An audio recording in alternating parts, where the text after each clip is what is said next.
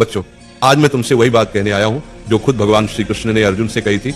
उठो, जागो और तब तक मत रुको जब तक लक्ष्य की प्राप्ति न हो जाए।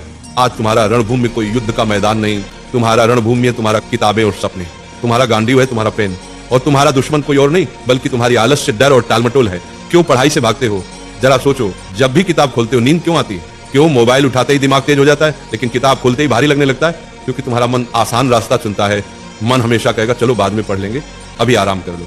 लेकिन गीता कहती है आत्मा ही मनुष्य का मित्र है और आत्मा ही मनुष्य का शत्रु है। मतलब क्या?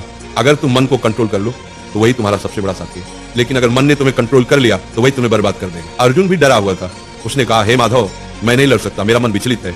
श्री कृष्ण ने कहा, हे पार्थ, उठो, तुम्हारा कर्तव्य युद्ध करना है और युद्ध से भागना अधर्म है। अब सोचो, अर्जुन को कुरुक्षेत्र का युद्ध जीतना था और तुम्हें अपनी पढ़ाई का युद्ध जीतना है। अर्जुन अगर मैदान से भागता तो इतिहास उसे कायर के रूप में याद करता। अगर तुम पढ़ाई से भागते हो तो आने वाली पीढ़ियां तुम्हें हारने वाले के रूप में जानेंगी। गीता का सबसे बड़ा संदेश है, कर्म करो, फल की चिंता मत करो।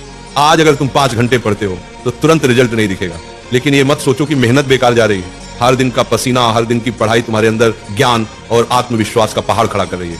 फल अपने समय पर आएगा और जब आएगा तो दुनिया तुम्हारे कदम चूमेगी।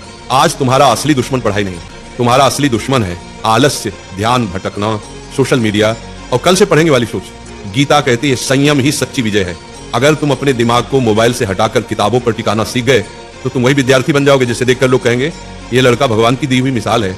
याद रखो, अर्जुन ने युद्ध इसलिए जीता क्योंकि श्री कृष्ण उसके साथ थे। तुम्हारे पास भी श्री कृष्ण है, तुम्हारे गुरु, तुम्हारी किताबें और तुम्हारा विश्वास। जब भी थक जाओ ये मंत्र याद करो, उठो अर्जुन, पढ़ाई तुम्हारा धर्म है, पढ़ाई तुम्हारा कर्म है। तुम्हारा धर्म अभी सिर्फ एक है, पढ़ाई। बाकी सब इंतजार कर सकता है लेकिन समय नहीं। वक्त निकल गया तो कोई गुरु तुम्हें नहीं बचा पाएगा। अर्जुन ने मैदान में खड़े होकर कहा था, हे माधव, अब मैं तैयार हूं, अब मैं अपने धर्म का पालन करूंगा। आज तुम भी वही कहो, हे प्रभु, अब मैं आलस्य से लड़ूंगा, अब मैं किताबों को अपना धर्म मानूंगा। आज से तुम पढ़ाई से भागोगे नहीं, आज से तुम किताब को दुश्मन नहीं बल्कि सबसे बड़ा मित्र मानोगे।